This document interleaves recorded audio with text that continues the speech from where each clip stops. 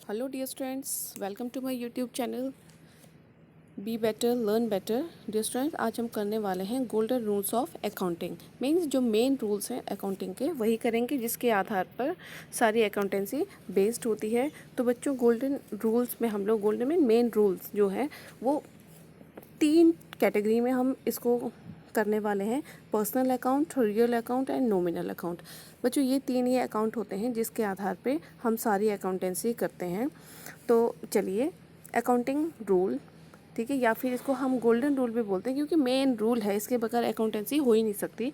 जैसे personal account, ठीक है, इसके रूल मैंने इसमें लिख दिए हैं। इसमें debit the receiver, credit the giver, ठीक है। इसका हम आगे करेंगे कैसे इसको किया जाता है। पर्सनल अकाउंट होता है कि जब किसी पर्सन से कोई व्यक्ति है, राम श्याम, इस तरह से उसके साथ जो भी डील होगा वो आएगा हमारे पर्सनल अकाउंट में। रियल अकाउंट में आता है कोई भी एसेट। इसका रूल है debit what comes in, credit what goes out. और थर्ड है हमारा नॉमिनल अकाउंट, जिसमें डेबिट में आता है हमारा एक्सपेंसेस एंड लॉसेस, क्रेडिट में आएंगे सारे इनकम एंड गेन। तो इसको एक एक करते हम आगे स्टडी करते हैं। देखो बच्चों, फिर से इसमें यही बेस है अकाउंटेंसी का, इसीलिए इस पे मेन फोकस करना ज़रूरी है। बच्चों, पहला है, देखो, हम पर्सनल, रियल एंड नॉमिनल 3 ही है हमारे पास। रियल अकाउंट के बारे में जान लेते हैं। रियल अकाउंट क्या है? डेबिट व्हाट कम्स इन, आप इसको लर्न कर लीजिए, रख लीजिए। Credit what goes out. Real means, मैं नीचे भी लिखा, रियल अकाउंट में सारे एसेट आते हैं। अगर कोई एसेट बाहर जाती है, गोज आउट, तो हम क्रेडिट में लिखेंगे। What comes in, in mean business में जो अंदर आती है वो आएगा हमारा डेबिट में, ठीक है। इसी तरह पर्सनल में पर्सनल अकाउंट होगा। पर्सनल अकाउंट में देखिए, मैंने इसमें लिख रखा है, जैसे राम हो गया, श्याम एंड सन है, ये कोई स्टोर है, किसी बैंक का अकाउंट है, या सैलरी आउटस्टैंडिंग है, ये पर्सनल अकाउंट में आते हैं। तो डेबिट द रिसीवर, जो रिसीव करने वाला होगा, अगर पर्सनल अकाउंट होगा तो उसको हम डेबिट में करेंगे। क्रेडिट द गिवर, अगर कोई पर्सनल अकाउंट का है और वो देने वाला है तो वो क्रेडिट में करेंगे। नॉमिनल में हमने अभी कहा, डेबिट में सारे एक्सपेंसेस और लॉस कोई भी होता है वो आते हैं। क्रेडिट में आता है हमारा ऑल इनकम एंड गेन।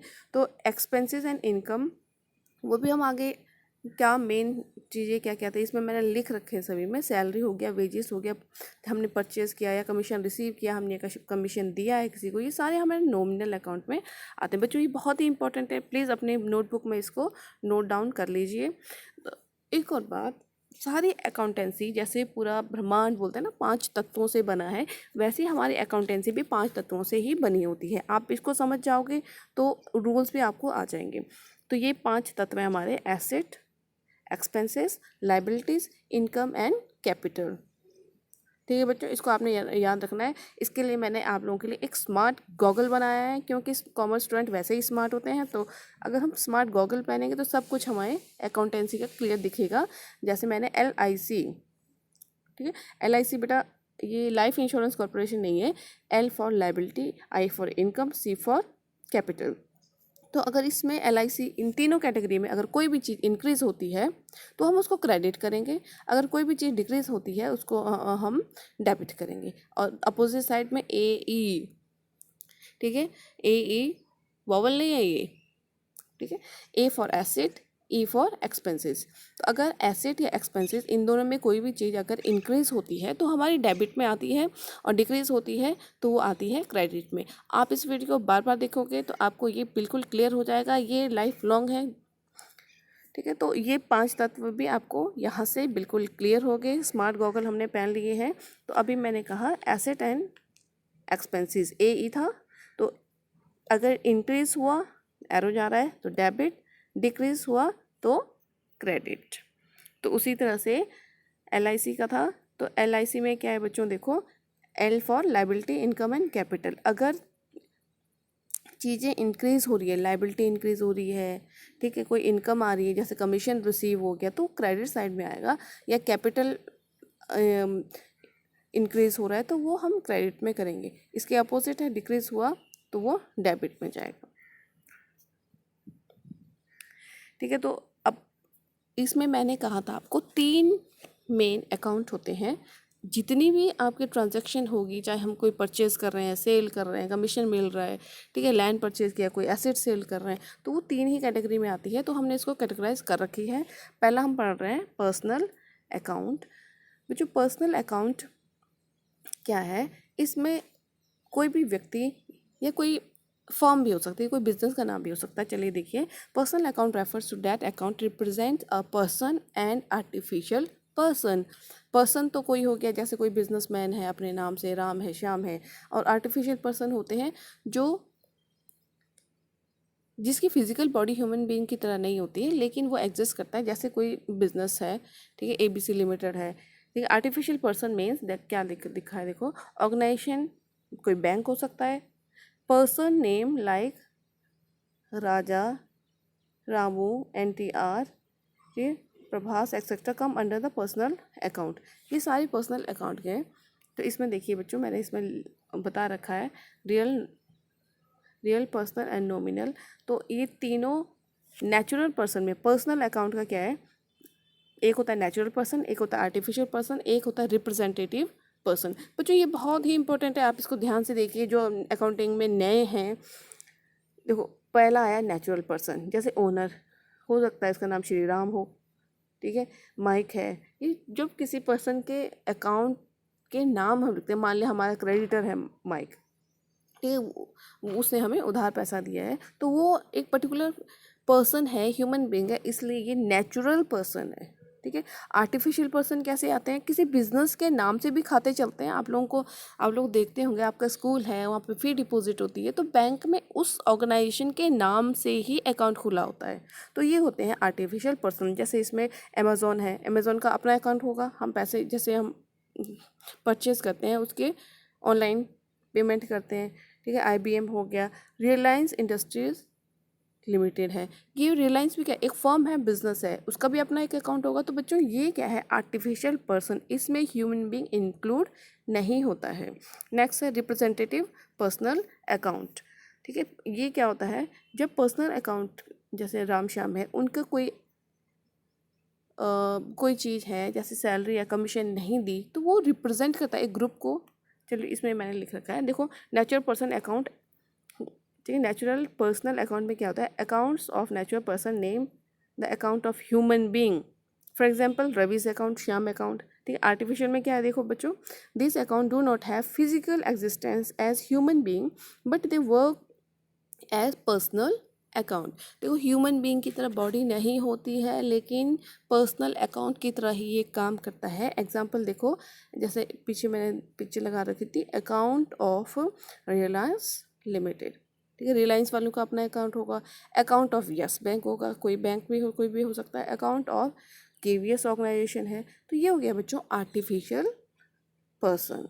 अब रिप्रेजेंटेटिव क्या है, देखो, अब इसको समझना है। When an account represent a particular group, कोई पर्टिकुलर ग्रुप है, हमारे पास बहुत सारे एम्प्लॉयज़ हो गया, और पर्टिकुलर पर्सन, कोई एक पर्सन भी हो सकता है। It is termed as representative personal account. For example, if the salary for the month of December are not paid to the employ, देखो हमारे पास मान लो 10 एम्प्लॉय है, उसको हमने दिसंबर की सैलरी उनको नहीं दी, तो the amount payable rupees paid will be added up and put under the common title salary outstanding account। तो बच्चों हम लोग क्या करेंगे, इसमें हमारे पास 10 महीने का एम्प्लॉय है, उनकी सैलरी हमारी दिसंबर की आउटस्टैंडिंग का मतलब होता है बकाया, अभी हमने दिया नहीं है, ठीक है। तो इसमें हम क्या करेंगे, एक टाइटल ले लेंगे, कॉमन सैलरी आउटस्टैंडिंग। उन लोगों की जितनी भी एक मंथ की सैलरी बकाया है जो हमने दी नहीं है, उसको इसके अंदर हम लोग लिखेंगे।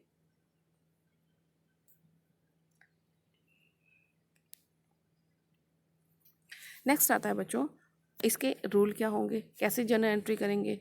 रूल में क्या है, पर्सनल अकाउंट का rule, debit the receiver, credit the giver. ये आप बार बार पढ़ोगे तो ये आपको वैसे ही याद हो जाएगा। फॉर एग्जांपल मैंने दिया है इसमें, राहुल रिसीव्ड ₹500 फ्रॉम शिव, ठीक है। अब यहाँ पे देखना है आपने, पहले तो आपको वो 5 तत्व आपको पहचानने हैं कि क्या कहा था, LIC and AE, liability, asset, capital क्या है इसमें, ठीक है। तो यहाँ पे क्या चीज़ें हो रही है, देखो बच्चों, राहुल रिसीव कर रहा है अमाउंट, देखो 5,000 रिसीव कर रहा है, किससे कर रहा है, शिव से दे कर रहा है। तो कैश होता है बच्चों हमारा रियल अकाउंट, ठीक है। इसलिए कैश इस तरह से जर्नल एंट्री की जाती है, कैश अकाउंट डेबिट, थोड़ा सा गैप दिया जाता है 5000, नीचे लिखते हैं टू शिव, किसने दिया हमें, शिव ने दिया, तो ₹5000। तो बच्चों मैंने यहाँ पे जो है ये मैंने रूल इसलिए रखे हैं ताकि आपको जब भी आप इसको देखोगे आपको ये बार बार याद आता रहेगा। Debit what comes in, real account है ये, कैश हमारा रियल एसेट होती है। तो शिव हमारा कौन है, गिवर, ये हमारा गिवर है। तो अभी हमने क्या लिखा, debit the receiver, credit the giver, giver हमारा है शिव।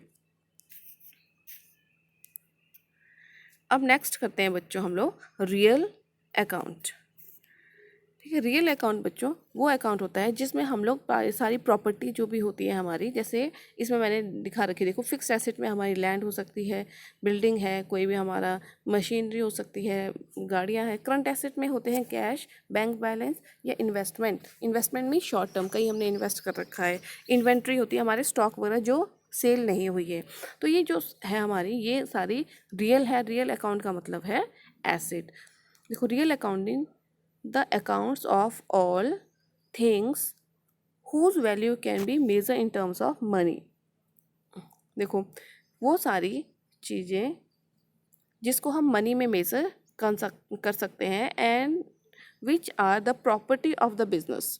ये सारी क्या है, कैश है, बिल्डिंग है, ये सब क्या है हमारी प्रॉपर्टी होती है बिजनेसमैन की।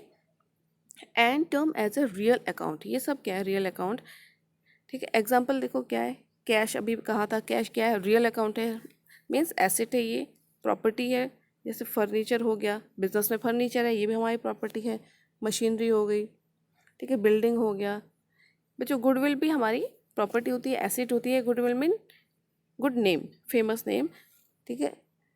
बैंक अकाउंट हो गया, बैंक अकाउंट का मतलब है अकाउंट, जो बैंक में हमारे जो खाता है वो भी हमारा क्या है, एसेट ही है, हमारा कुछ पैसा बैंक में। तो बच्चों रियल अकाउंट में क्या आएगा, प्रॉपर्टी, ऑल दोज एसेट, ठीक है। It may be fix asset और it may be current asset. Fix asset में लैंड बिल, जो चीज़ें फिक्स है, जैसे बिल्डिंग है ये फिक्स है, ठीक है। फर्नीचर है, हमने फिक्स बहुत सालों के लाया, ठीक है। और करंट में कैश हो सकता है, बैंक हो सकता है, चेक हो सकता है, बिल रिसीवेबल हो सकते हैं, ये सारे हमारे आते हैं रियल अकाउंट में।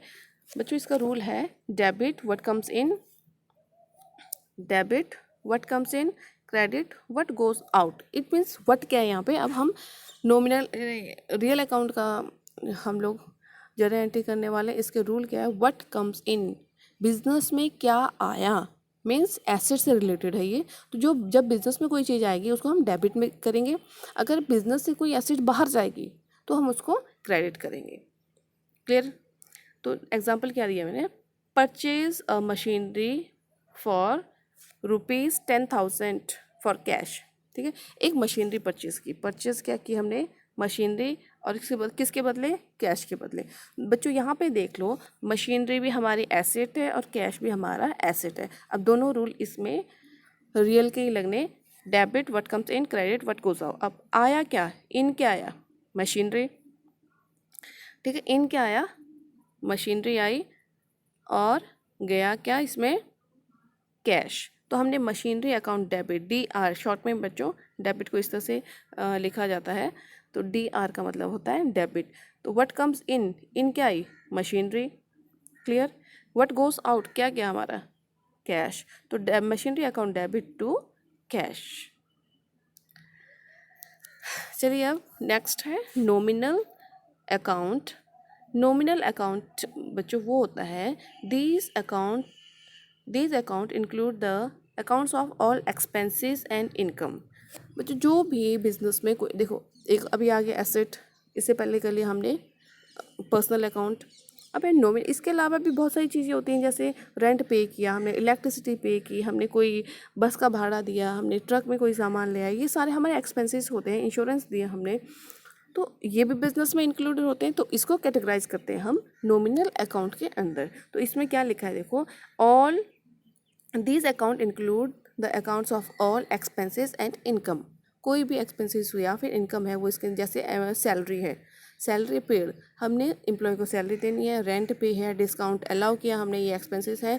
बैड डेट्स अकाउंट, जो बैड डेट्स आप लोग सुनोगे अभी, बैड डेट्स होते हैं वो डेटर्स, जो हमारे बैड डेटर्स में वे लोग जिन्होंने हमसे उधार सामान लिया था लेकिन वो हमें पैसा लौटाने वाले नहीं है। मे बी वो दिवालिया घोषित हो गए या भाग गए, किसी भी कारण से हमें पैसा नहीं मिल रहा है, तो वो हमारे बैड डेट्स कहलाते हैं। तो जस्ट नॉमिनल अकाउंट में और क्या आता है देखो, अगर हम इनकम किस तरह से आती है, देखो कमीशन रिसीव, मान लो कहीं से हमें कमीशन आया या फिर इंटरेस्ट रिसीव्ड, हमने बैंक में कहीं रखा था पैसा, उस पर हमें इंटरेस्ट आया लेकिन वो बिज़नेस का पार्ट नहीं है, तो किसी भी तरह से वो इनकम है। तो या फिर डिस्काउंट रिसीव्ड, हमने कोई होलसेलर से हम परचेज़ कर रहे थे, वहाँ पे हमें डिस्काउंट मिल गया, तो ये इनकम है। तो छोटे मोटे इनकम एंड एक्सपेंसेस जो होते हैं वो आते हैं हमारे नॉमिनल अकाउंट के अंदर। एग्जाम्पल देख लीजिए बच्चों, पेड 20,000 फॉर सैलरी। अब यहाँ पे बच्चों मैं आप लोगों को, अभी आप ज़्यादा क्लियर हो गया होगा, सैलरी है आपकी, एक्सपेंसेस नॉमिनल अकाउंट, और पेड रुपीज़ इतना, ये क्या आ गया, कैश। ठीक है, ये कैश है। और ये अब कैश हमारा किसके अंदर आता है, रियल अकाउंट में, एसेट है हमारी। तो यहाँ पे देखिए सैलरी, ठीक है, सैलरी अकाउंट डेबिट 20,000। अभी हमने पढ़ा नॉमिनल का रूल क्या है, डेबिट ऑल एक्सपेंसेस। ठीक है, तो ये हमारा डेबिट ऑल एक्सपेंसेस, इसीलिए मैंने सैलरी को डेबिट में लिखा है। तो हमसे गया क्या, ठीक, गया क्या हमसे, कैश गया, तो टू कैश, तो ये कैश रियल का है। क्रेडिट व्हाट गोज आउट, ठीक है बच्चों। तो देखो ये हमें आइडेंटिफाई 5 तत्व हमने पहचानने हैं, ठीक है, उन्हीं में से आप कर सकते हो या रूल फॉलो करोगे, इस तरह से हमारी जर्नल एंट्री होती है। तो बच्चों ये थी आपके गोल्डन रूल्स, ठीक है बच्चों। तो देखिए ये रूल्स आपको शुरू में थोड़े से मुश्किल लगते हैं, लेकिन इसके बगैर आप अकाउंटेंसी सीख ही नहीं सकते। इसे ये अकाउंट्स के रूल हैं, इसी पे सारी अकाउंटेंसी बेस्ड है बच्चों।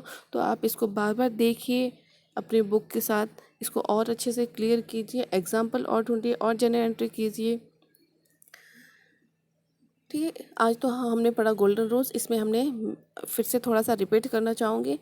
3 हम जो है अकाउंट्स होते हैं हमारे पास, personal, real and nominal. Personal में हम लोग कोई पर्सन या कोई फर्म हो सकता है या रिप्रेजेंटेटिव था जिसमें सैलरी वगैरह कुछ आउटस्टैंडिंग रह गया वो, ठीक है। रियल में आते हैं हमारी सारी एसेट्स, और नॉमिनल में आते हैं सारे हमारे खर्चे या किसी तरह से इनकम, ठीक है। पर्सनल का रूल क्या था बच्चों, yes, debit the receiver, credit the giver. Real का रूल क्या था, debit what comes in, business में क्या आया, क्रेडिट व्हाट गोज आउट। और नॉमिनल का debit all expenses and loss, ठीक है, credit all income and gain. I hope अभी आपको क्लियर हो गया होगा। थैंक यू, और जल्द ही नेक्स्ट वीडियो आप लोगों को ज़रूर अपलोड की जाएगी।